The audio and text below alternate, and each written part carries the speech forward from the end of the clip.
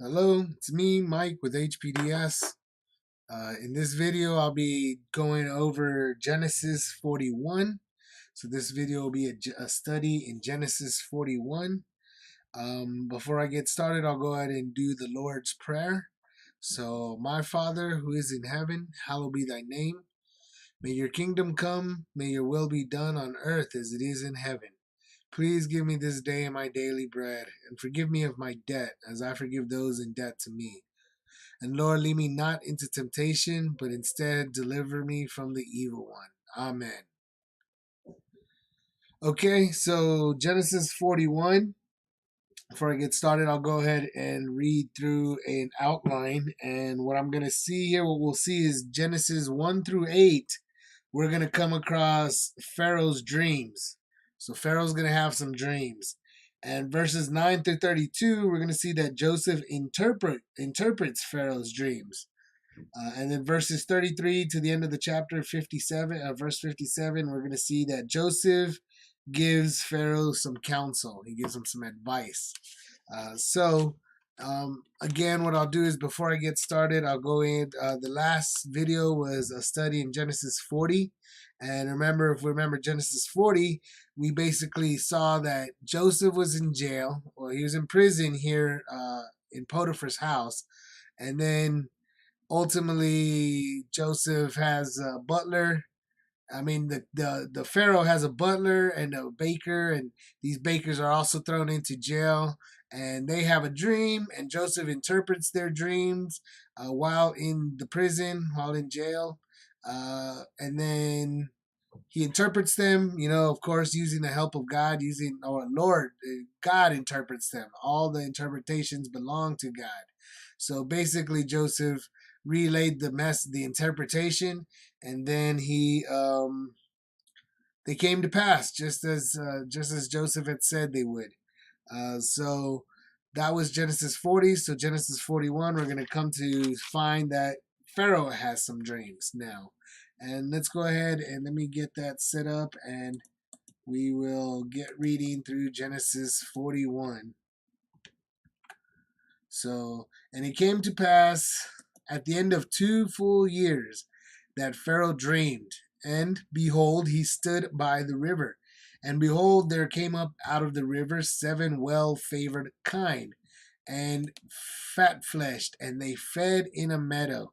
And behold, 7 other kine came up after them out of the river, ill-favored and lean-fleshed, and stood by the other kine upon the brink of the river. And the ill-favored and lean-fleshed kine did eat up the 7 well-favored and fat kine. So Pharaoh awoke, and he slept and dreamed the second time, and behold, 7 ears of corn came up upon one stalk, rank and good. And behold, 7 thin ears, and blasted with the east wind, sprung up after them. And the 7 thin ears devoured the 7 rank and full ears. And Pharaoh awoke, and behold, it was a dream. And it came to pass in the morning that his spirit was troubled. And he sent and called for all the magicians of Egypt, and all the wise men thereof. And Pharaoh told them his dream, but there was none that could interpret them unto Pharaoh. Then spake the chief butler unto Pharaoh, saying, I do remember my faults this day. Pharaoh was wroth with his servants, and put me in a ward in the captain of the guard's house, both me and the chief baker.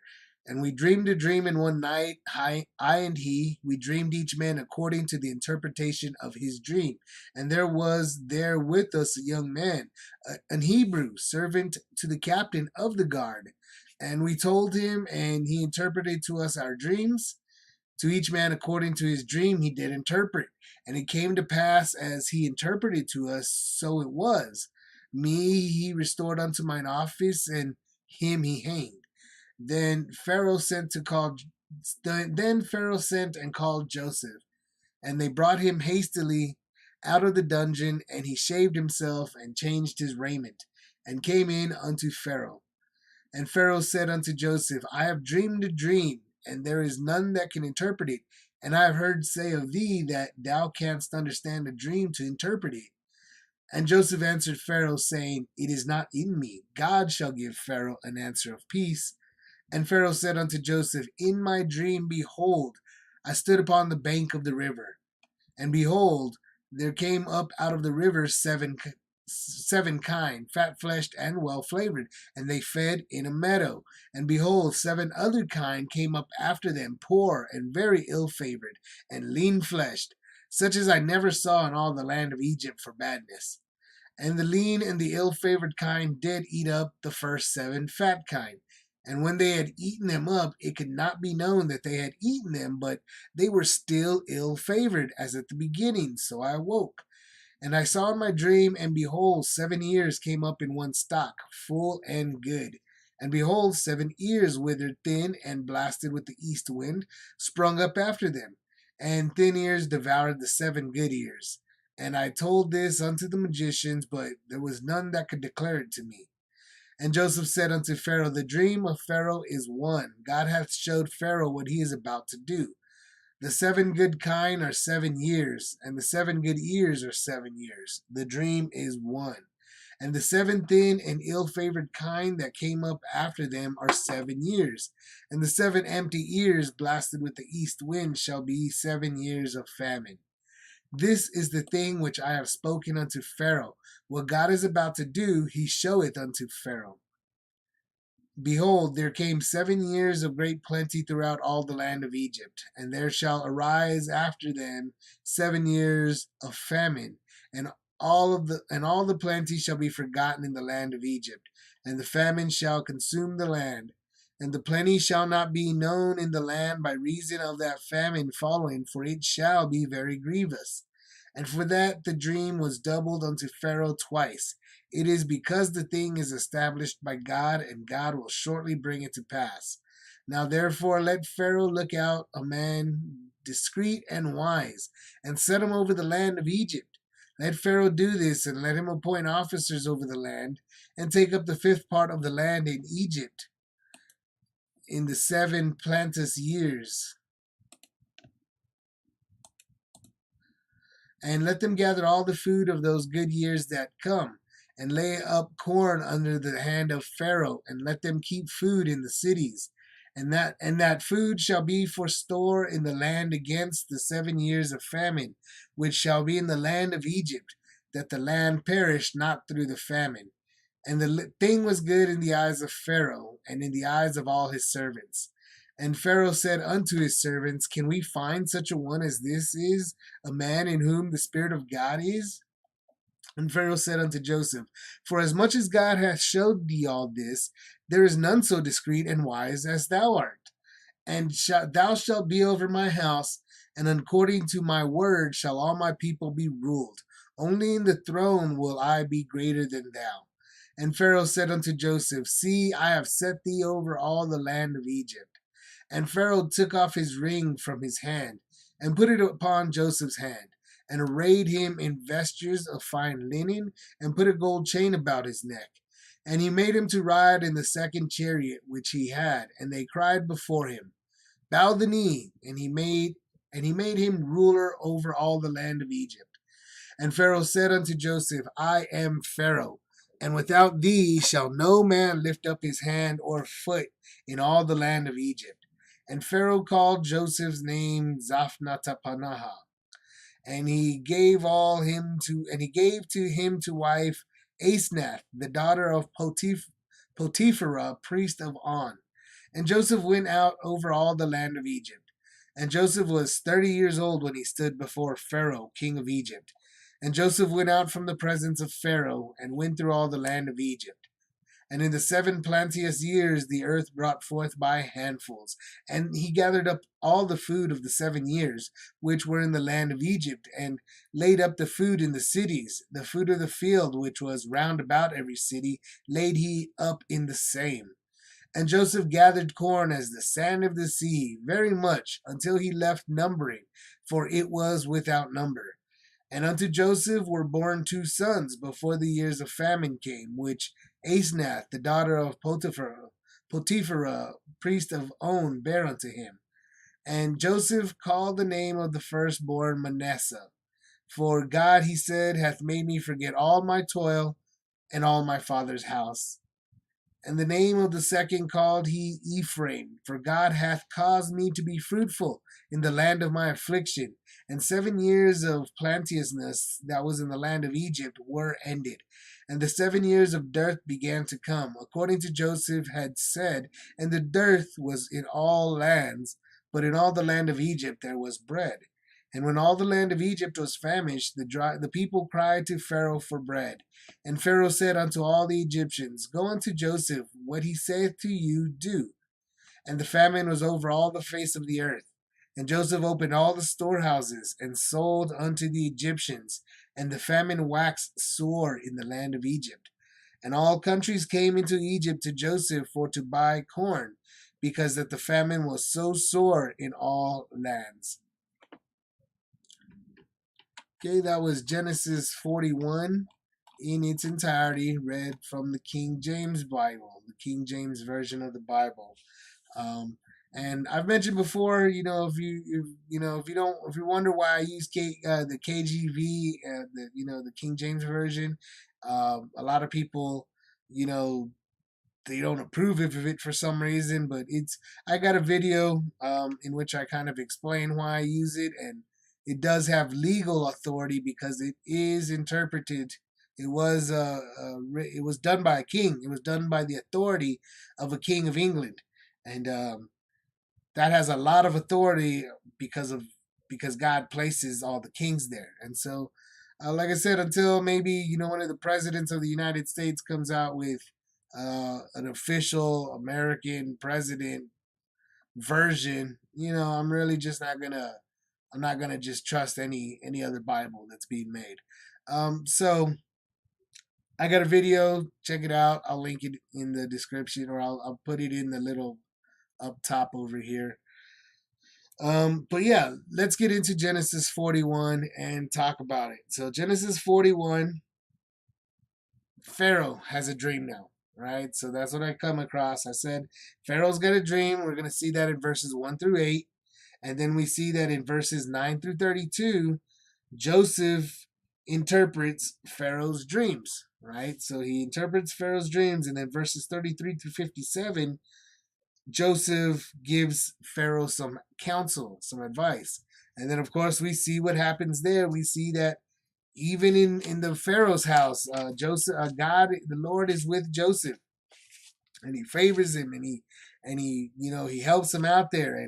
And what he does here is he even, everywhere he went in Egypt, he just got promoted to the top. Just everywhere he went and got promoted to the top, like instantly.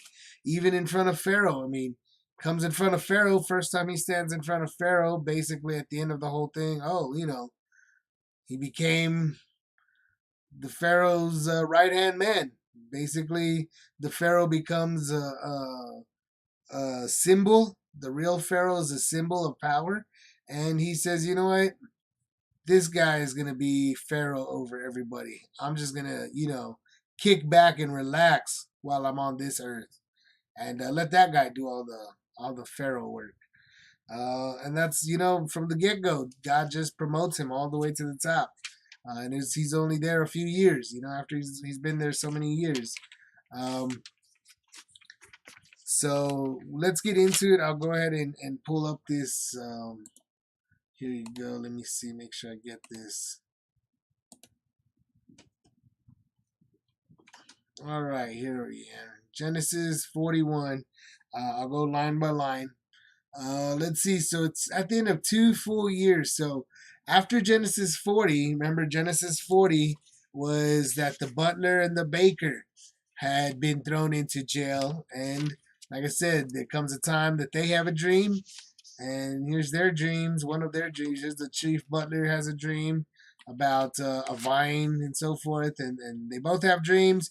Joseph interprets them or gives them the message from God. And they come to pass just as God through Joseph said they would. And here in verses Pharaoh 1, it's 2 years after this. And look, it came to pass at the end of 2 full years. So that guy, remember, the butler, Joseph asked the butler to remember him.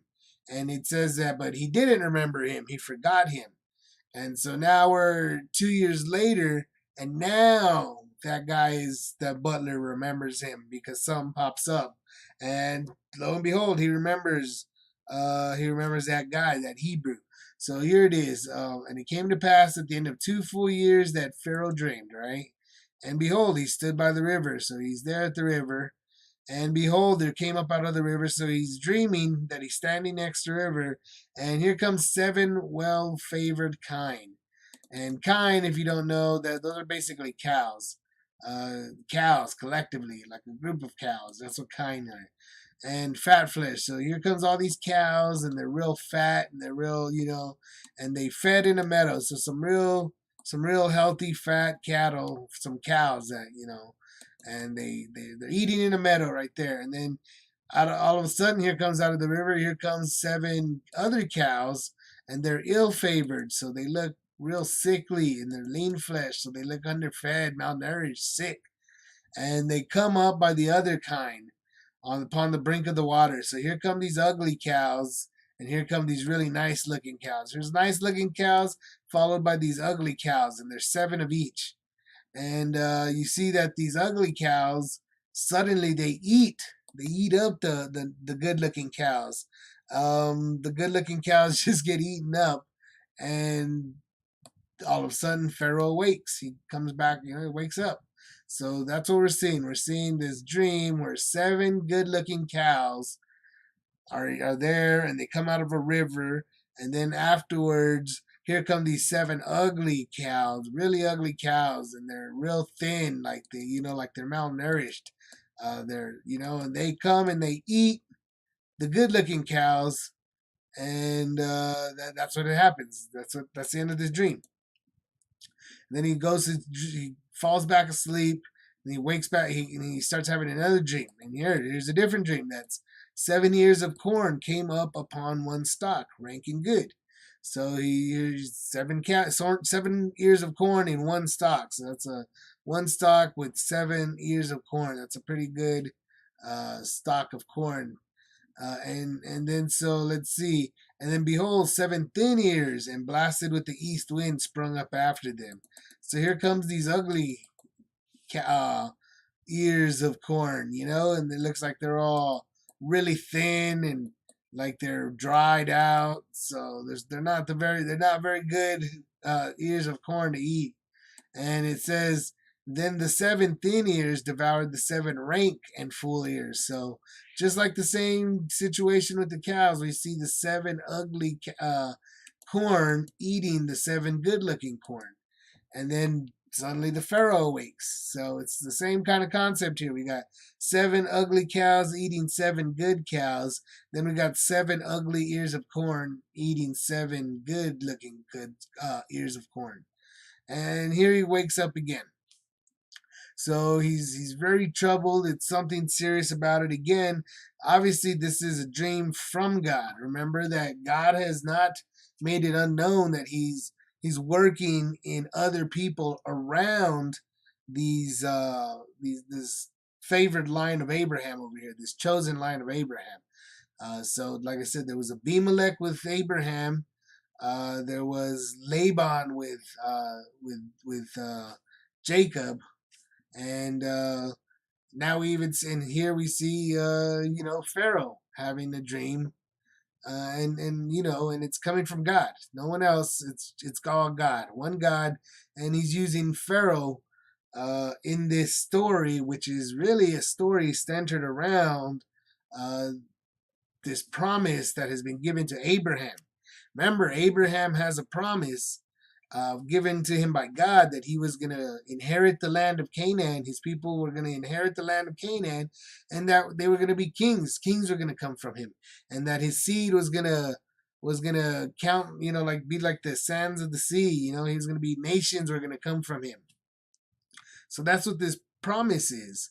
And that all the world would be blessed because of him. That's another one that was part of that promise.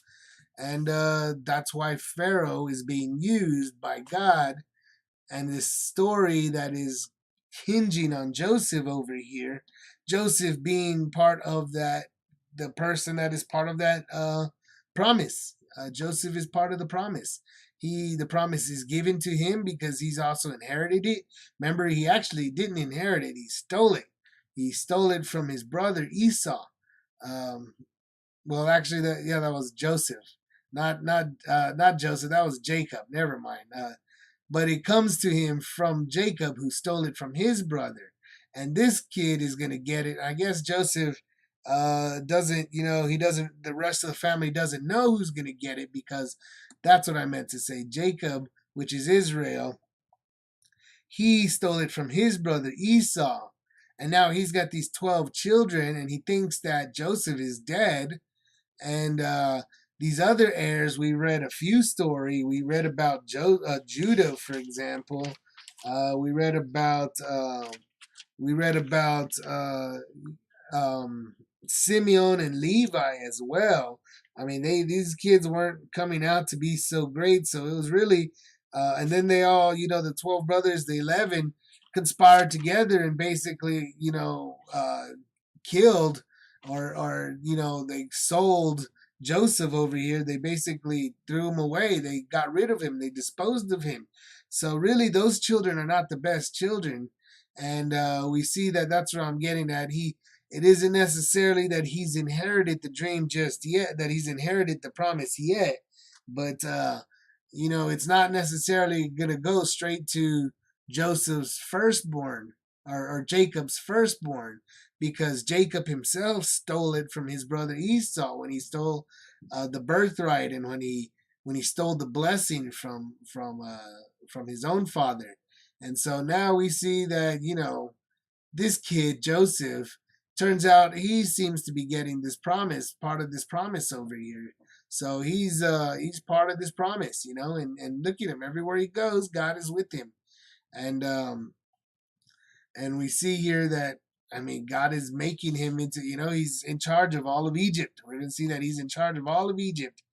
Um, but let's see. So here though, after he tells this story, after he has this dream, the Pharaoh looks for all the people that hey, who can interpret this dream for me? It's really important.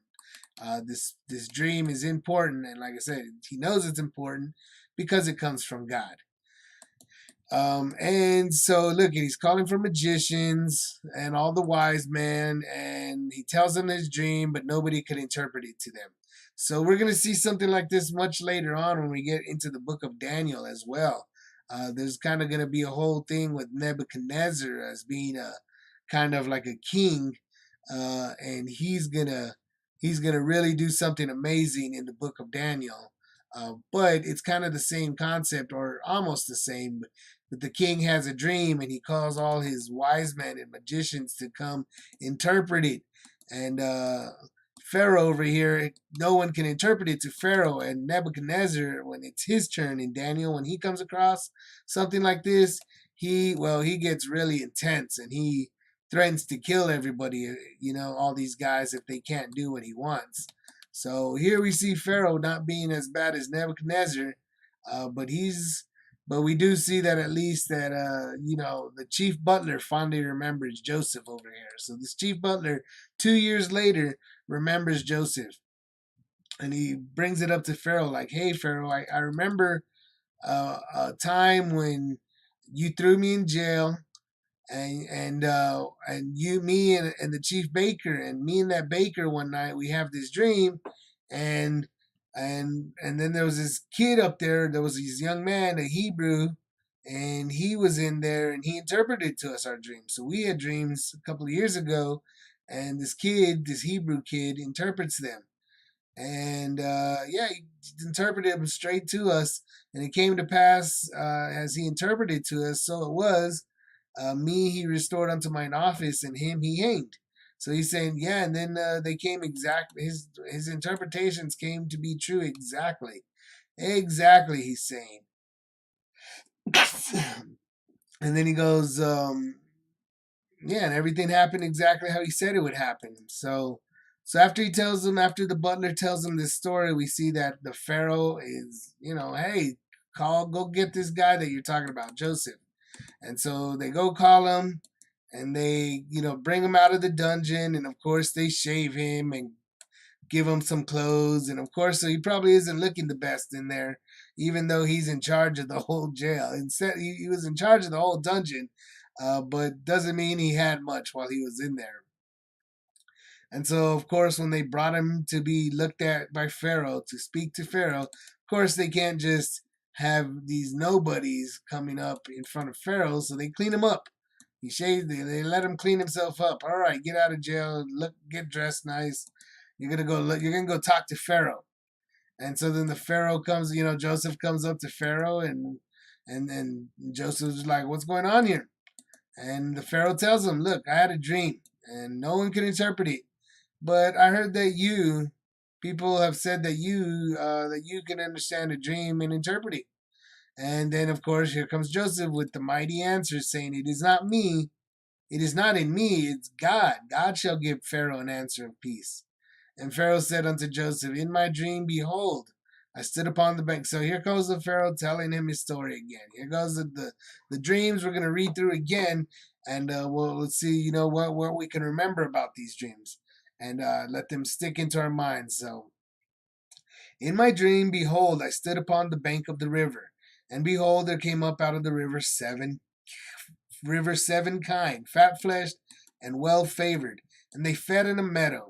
So there he is telling it. There goes the seven good looking cow, the seven fat cows, the seven, that's some real good cattle right there, some good cows.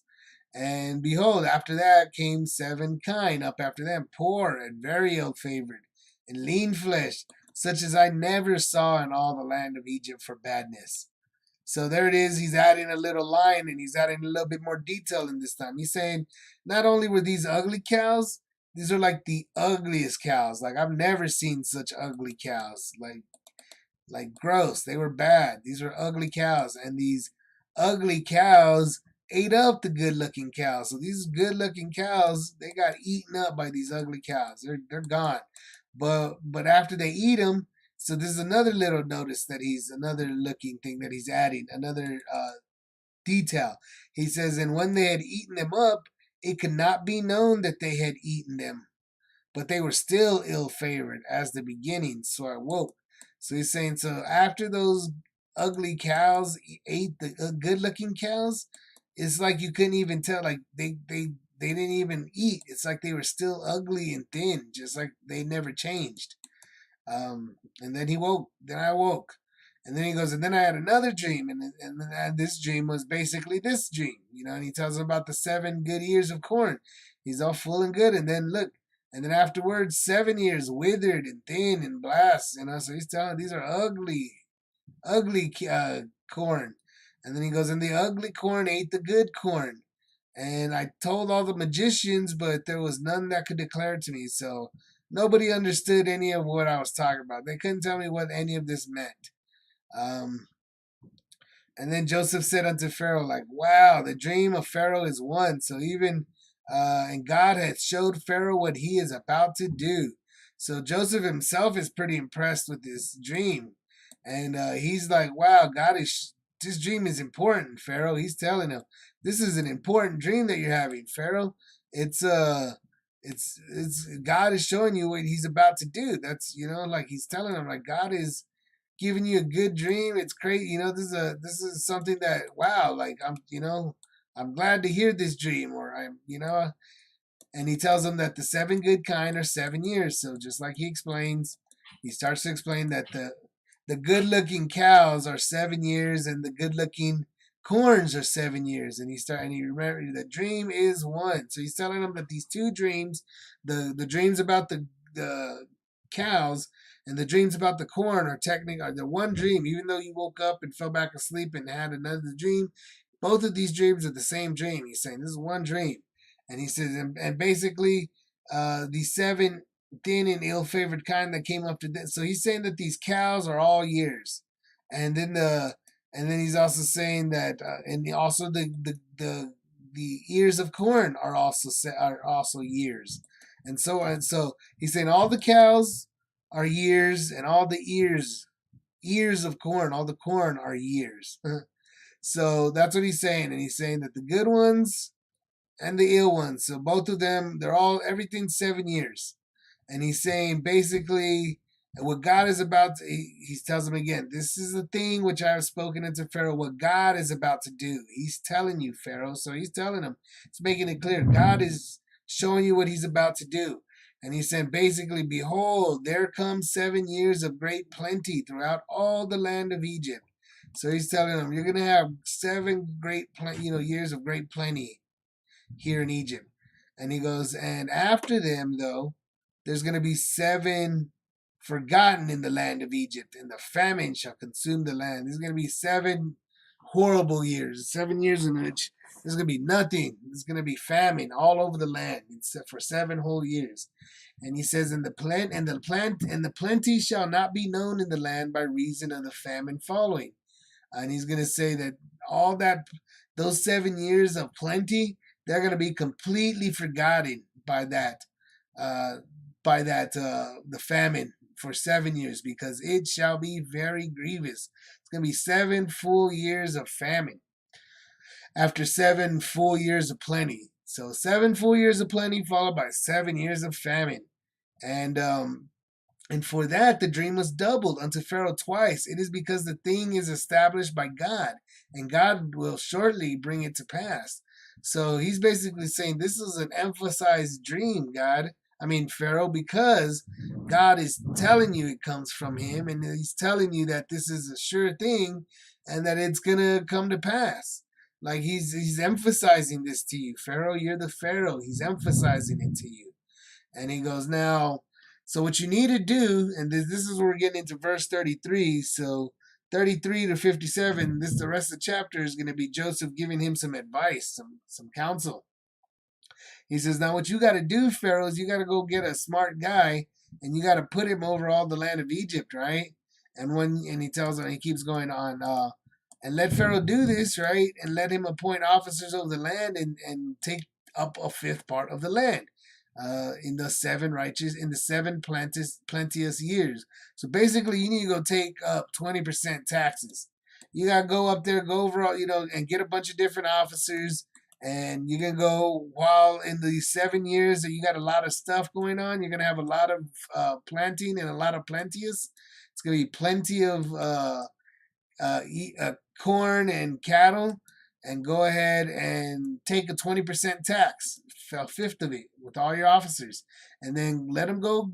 Get all this food and lay it under the hand of Pharaoh. Make sure you keep the food in the cities. So go get the food and start saving it under the hand of the Pharaoh. Meaning Pharaoh owns these. Pharaoh owns this stuff, and Pharaoh, unlike the other people, is, guess what? Pharaoh's going to be stocking up corn for the next 7 years. And that's what he starts doing, and he goes, and the food shall be for a store for the land against the 7 years of famine, which shall be in the land of Egypt, that the land perish not through the famine. So he's saying, basically, you're going to store up for 7 whole years, store up the food. And then in that 7 years, all that food is going to have to last you through the 7 years of famine. And that the land perish not through the famine. So that's what he's telling them. You're going to need to save all this food up for that famine, because that famine is going to be real severe. And so the thing was good in the eyes of Pharaoh and in the eyes of all the servants, and it makes sense to the Pharaoh. Pharaoh's like, that's actually a good idea.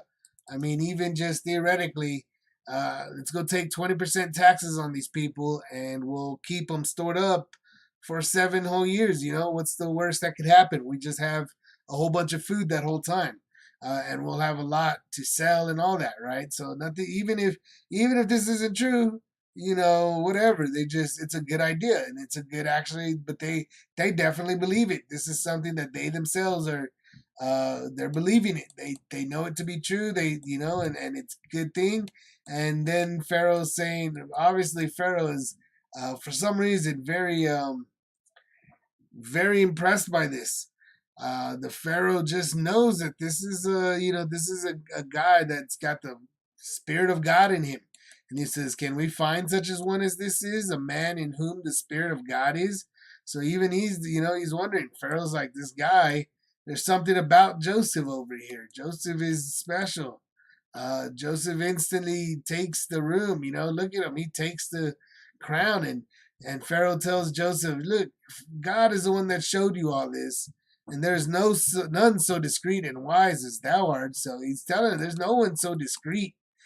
He's telling him, another thing is this is a concept. Like even if Pharaoh had a lot of enemies, suddenly, I mean, this guy was discreet. No one knew who Joseph was at all. He was just a nobody locked up in jail that was stolen from a different country. Nobody knew who he was. God had put him in this country, and no one knew him there other than the people in the house. And the people in the house didn't really necessarily, you know, have so much power and sway over them. We remember the story of when the woman of the house tried to sleep with him. It's not like she was able to sleep with him. She had a rough go trying to seduce him. So we really see, look how discreet he is.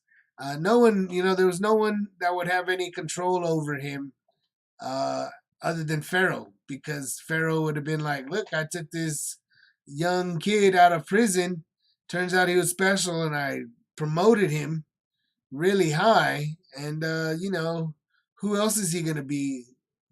Uh, who else will Joseph have loyalty to other than the Pharaoh that took him out of jail and established him with a really good position, right?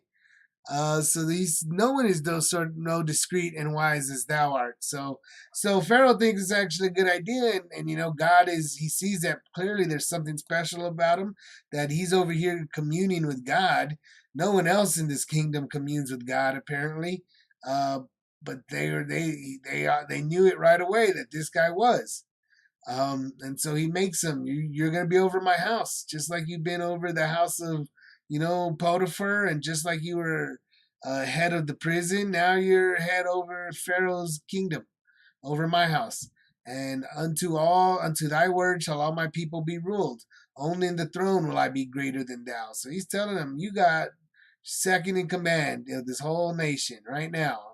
And Pharaoh said unto Joseph, see, I have set thee over all the land. So he's telling him, you go ahead, go out there. You have a good idea. God told you what to do. God is with you. Go do it. And look, Pharaoh takes off a ring and he puts it on Joseph's hands, and he puts him in real nice clothing and vestures of fine linen, and he puts a gold chain around his neck. So he's just right up, just there you go. You're promoted.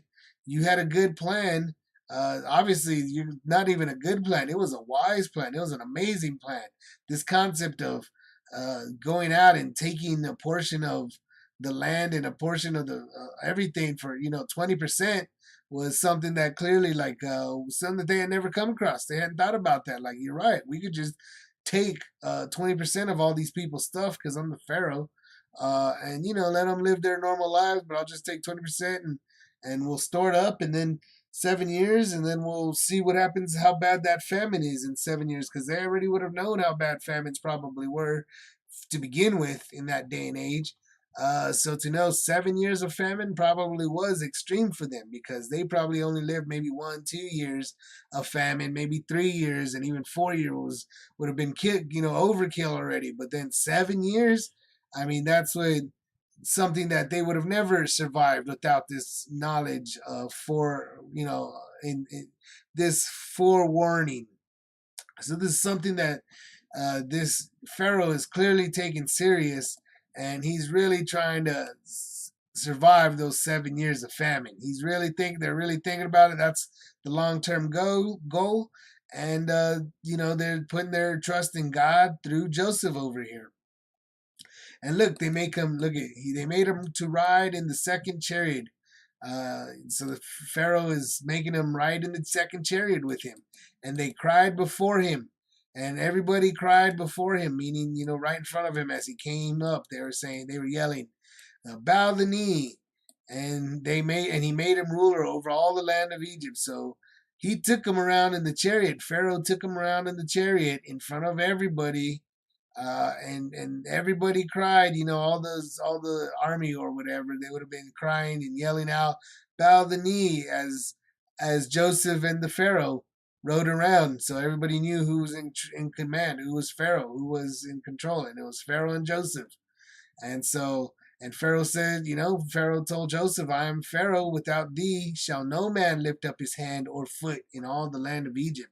So Pharaoh is really just setting, like, look, this is done. This is a done deal. God brought you to me.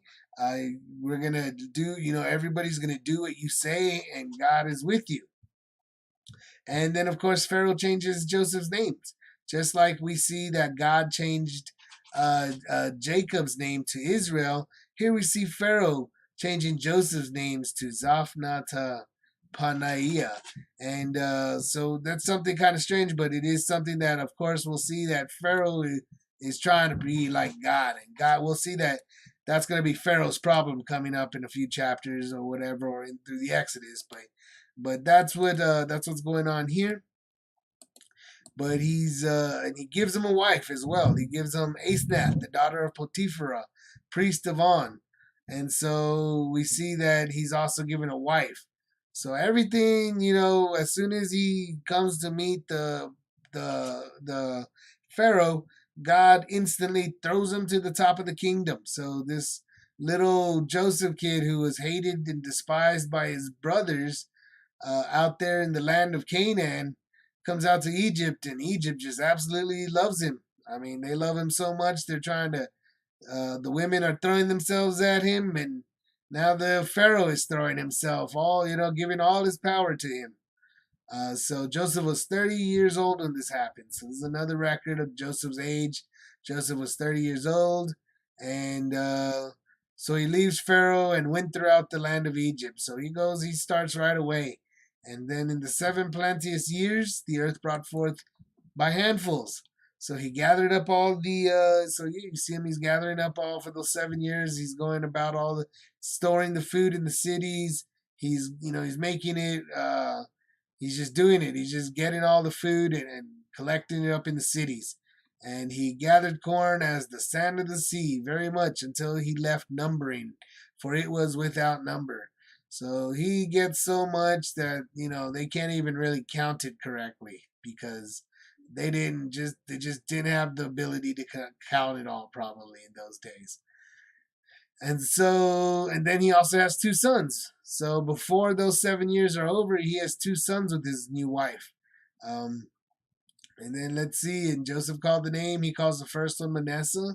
And he calls him that because this is, God, he said, hath made me forget all my toil in all my father's house. So look at, he's kind of realizing he's probably never going home, or, he forgot about all the sadness of his home and what happened to him as a boy.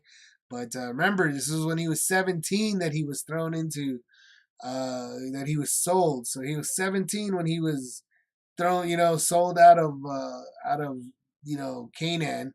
Who knows how long it took him to get to Egypt and to be sold out there in Egypt, and then how long he was in that first household from when he was, maybe around the age of 18, 19, 20, until around 25 maybe, until he got thrown in jail. And then he was there maybe a few years until 28 or so, and then the butler came in, and the butler and the baker, the butler and the baker, I guess, came in. And then 2 years later, now he's 30. So that's kind of like an outline of what it could have been. But, at this point, we're forgetting all about what happened to him when he was, a young boy. And then he has another son, and he calls him Ephraim. And he says, because God had caused me to be fruitful in the land of my affliction. So here I am in this strange land that I shouldn't even be at, but God is still making me fruitful, even here. And then the 7 years of plenteousness that was in the land of Egypt were ended. So now we're coming in to the 7 years of dearth began to come, the 7 years of famine. According to as Joseph had said, and the dearth was in all the lands. So let's go ahead and because that's not a normal word that we come across, dearth. It's a scarcity or lack of something. There's nothing. There's a lack. It's the 7 years of scarcity. And we see that all of Egypt was famished, that the people cried to Pharaoh for bread. And Pharaoh tells them, hey, go to Joseph. Do whatever he tells you to do. And the famine was all over the face of the earth. And Joseph opened all the storehouses and sold unto the Egyptians and the famine waxed sore in the land of Egypt. So what does wax sore mean? Remember, it just kind of means that, let's see, Easton's, it grew, it waxed sore. Let's see, later famine waxed sore.